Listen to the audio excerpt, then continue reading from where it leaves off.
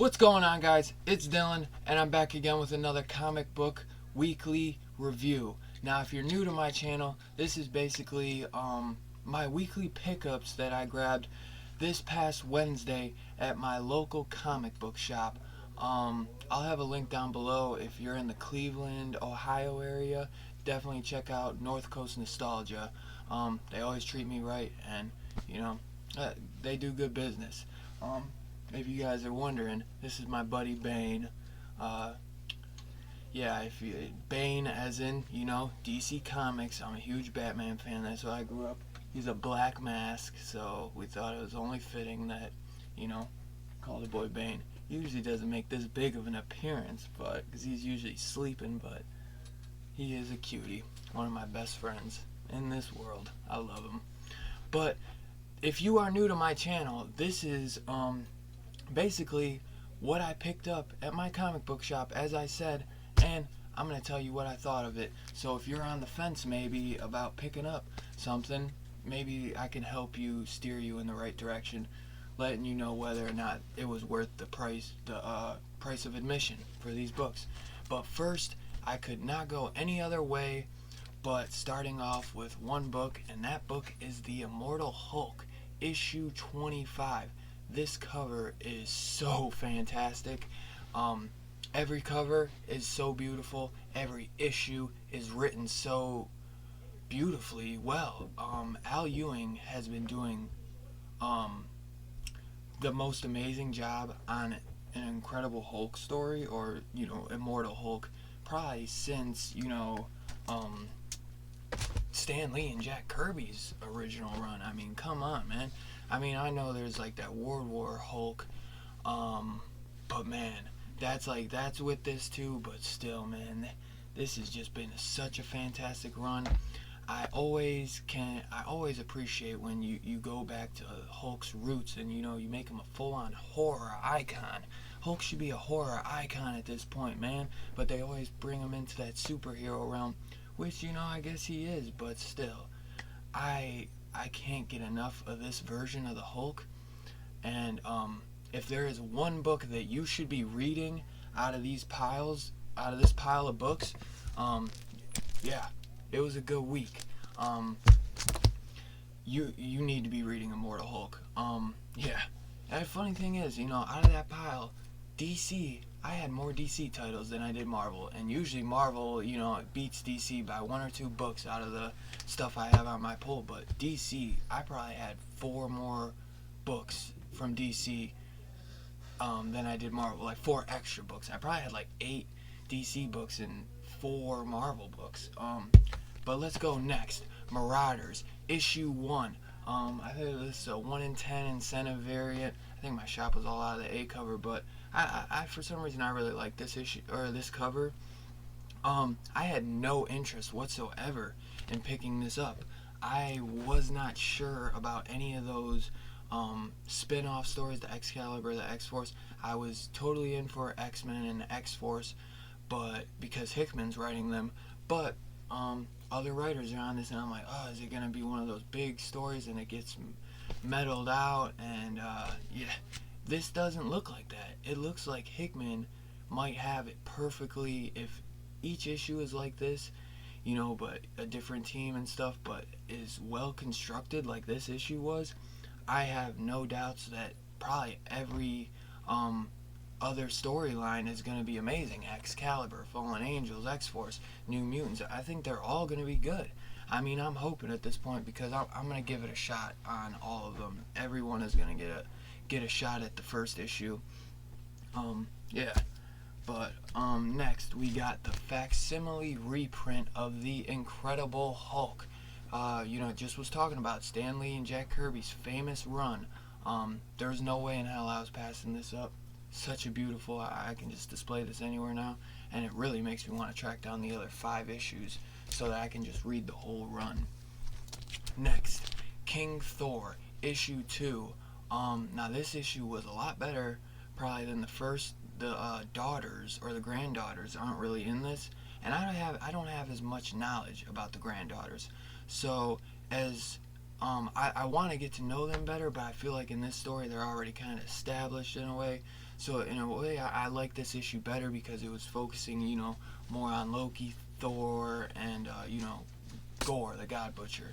But I am very excited to see where that goes. And only 2 more issues, so it's like it looks like the next 2 issues are going to be heavily action-packed. Next, we got The Amazing Spider-Man, issue 32. Now this is kickstarting that 2099 storyline that we have been getting teased, in the pages of Marvel, 80 years ago or whatever. It's what the hell was it? It was like something started 80 years ago. I don't know what it is. I'm not gonna completely look stupid on that. But they said what is it? They said something like, oh, it's the 80-year anniversary, I believe, and in 80 more years it'll be 2099, something like that. I could be something like that. But Nick Spencer is the one kicking all this, 2099 stuff. So I'm interested to see where this goes. There's a new artist on this, and it looks like he'll be taking over. I do not know if he's completely taking over for Otley, or if he's just taking over for this story arc, the 2099 story arc. But I think Patrick Gleason, he did a good job. Next, Earth's Mightiest Heroes, The Avengers, issue 25. So we got 2 issues, 2 different stories coming out from Jason Aaron. This was a great issue. I think it could have went crazier. We got all these Ghost Riders in this issue.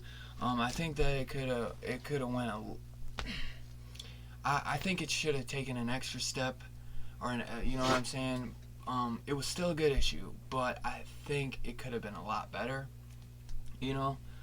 I had a couple laughs though, but I don't feel like they were really used to their full potential, the Ghost Riders in this story, but it was good.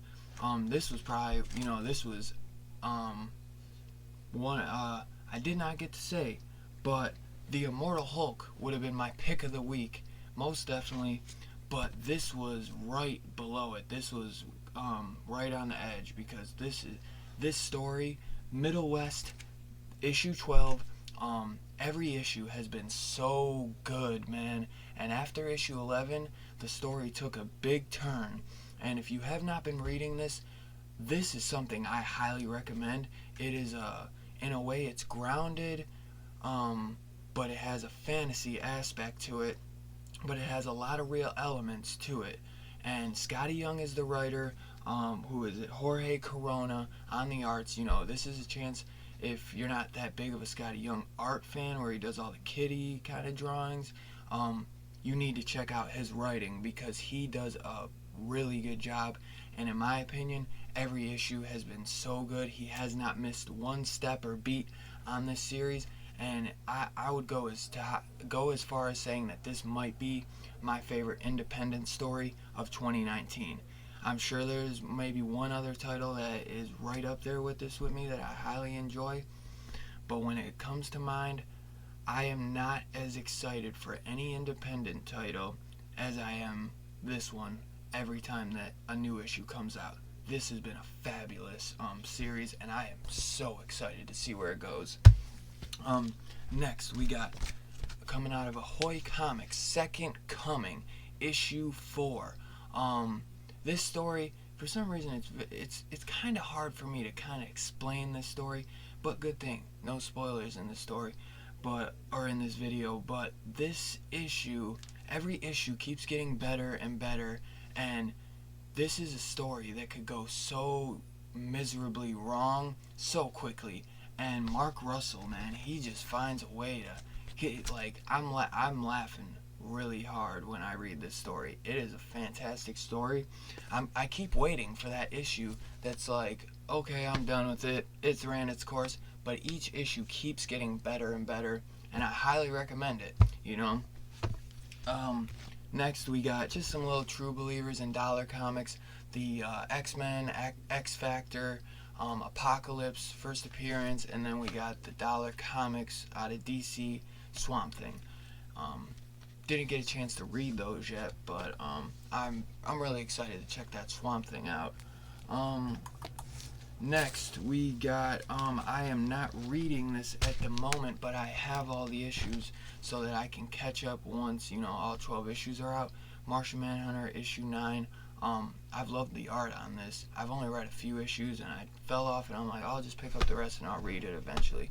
But the covers have been fantastic. The art, I feel like not a lot of people are probably picking this up or pulling it, but I think it was an interesting story. I read so much, sometimes some stories lose me. I mean, I was behind on The Flash, like 6 issues, and I love what Williamson's doing on The Flash, so any story you can get behind. But that one, I was on the edge of dropping it, but I'm like, you know what, I want to know more about Martian Manhunter, so I figured, figured down the road I'll want to, go back and read it, so better to just have all the issues.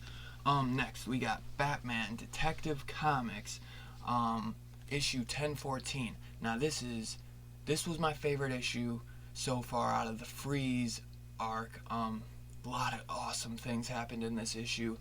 This is the arc that I have been wanting. I was not sure if we were gonna get there was this one annual where he was fighting this one guy that reminded me of Phantasm, but like Red. I didn't know if we were getting a storyline like this, but I did not really enjoy the Deadshot storyline as much. But this story arc has been a breath of fresh air. I love what he's doing with Mr. Freeze. I love how cold he is. No pun intended. And Mrs. Freeze. Ah, man. You have to read this issue to see what happens. This is fantastic, and I cannot wait to see what Tomasi does with this storyline. Yeah. 10-15 can't come quick enough. Next, we got Aquaman annual number 2. This brought me back. This is the issue that I want out of Kelly Sue DeConnick. That last issue, it felt like she is being kind of forced into doing this Mecha Manta, which I don't like at all. I think it's kind of stupid. But this story, it's the continuation of the story that Kelly Sue DeConnick has been writing.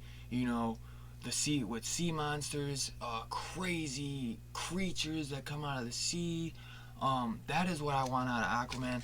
I am not as crazy about the gods aspect of Aquaman. I like the creatures, I can't think of the creatures from below or whatever from the Aquaman movie. I just love the stuff like that. It's probably the horror fan in me, but that's just what I want out of my Aquaman story, and I think that this was worth the price of admission, and I hope that Kelly Sue DeConnick keeps going in this path and steers off of that Mecha Manta stuff, because that, I am not feeling it. I just am not. Next, we got issue 81 of The Flash. Now, I was like 6 issues behind on The Flash, caught up on all of them this past weekend, and I was like, man, this story can either go really bad or the next issue is going to be really good, and I might drop it. But this issue was fantastic, and I'm sticking with it, and Williamson still has me. 81 issues, man, and he is still putting out fantastic work for The Flash. Every now and again, he has one issue that's like, it's okay, but he has never put out, and from what I've seen in this series, he hasn't put out one bad issue, and he's been putting out nothing but great issues and a couple okay issues here and there, Again, Williamson, on the writing, Batman, Superman, I almost didn't grab this series. Went back after all the, the heatness going around this story.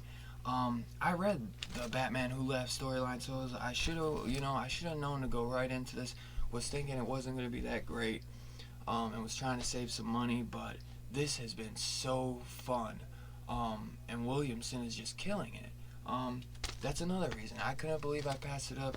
I must not have seen Williamson was writing it, because with what he's been doing on The Flash, there was no reason at all that he didn't deserve a chance to get this, and I'm so glad I went back to read that.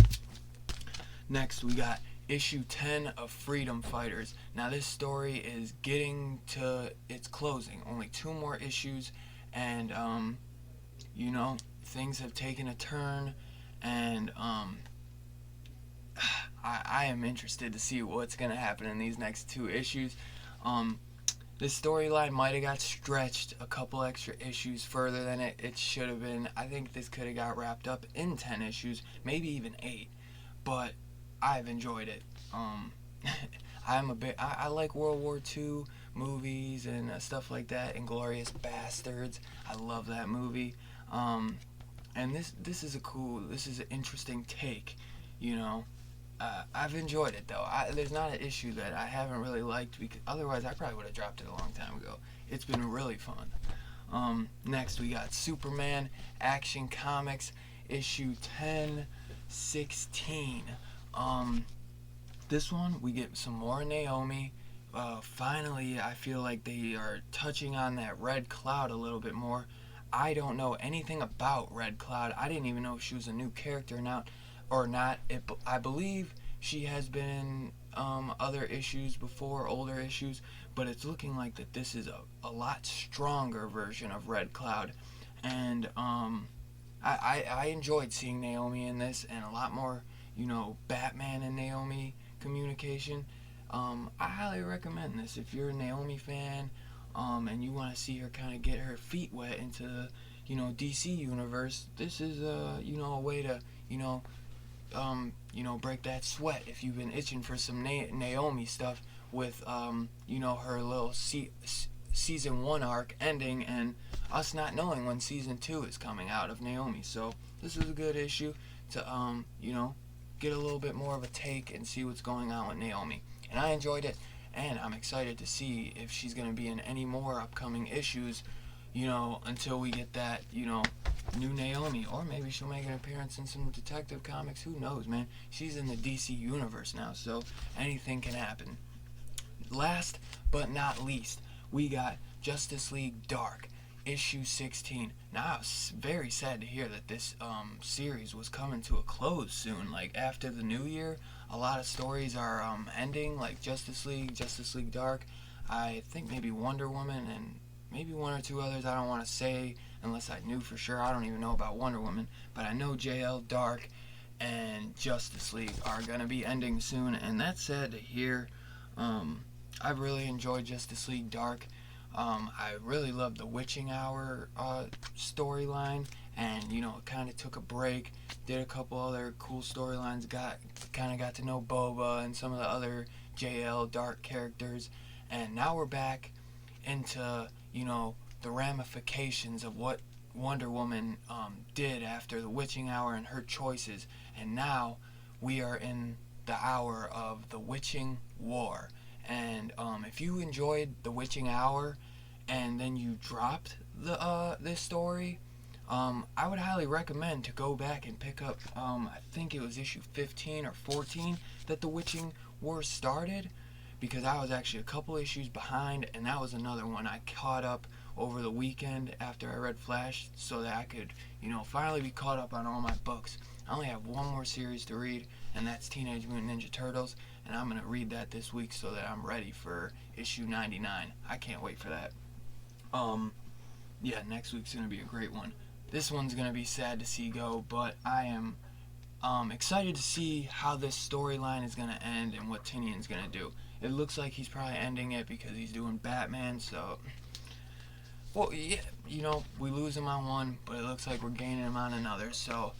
That's what I picked up this week. Let me know if there was anything I missed that was really great and that you enjoyed, because I'm always on the lookout for something great and new that I haven't read before. I'm always interested in checking out something different. Next week is shaping up to be a fantastic week. We got, like I said, TMNT 99. We got, I believe, Venom 18 comes out. I could be wrong on that issue number, but I know a new Venom issue should be coming out next week. And probably my most anticipated story that's going to be coming out next week, the day before Halloween, baby. Joe Hill is launching his Hill House Comics lineup with Basket Full of Heads the day before Halloween, and I could not be excited enough. I already got that A cover down. I looked and seen there's a hard cardstock variant that looks beautiful as well. I'm the biggest Stephen King fan. Love his books, love his adaptations. So I am so excited to see what his son is gonna do, and like my excitement. I have been waiting for this Hill House company to drop these books all month, because I couldn't believe that he waited till the day before Halloween to just drop one. I thought that we would have been getting all of these stories like throughout this month, and they would continue after Halloween, but I thought that they would start in October. So you surprised me there, but I am so excited. I've been dropping books left and right, telling my comic book shop owner, like, yo, I'm getting ready for Hill House Comics, because I'm grabbing them all. And especially after he said that there's going to be bits of another story that he's writing in each issue. So to read that story, which is a werewolf story, you have to be picking up each issue. So you got me, dog. I'm getting every issue.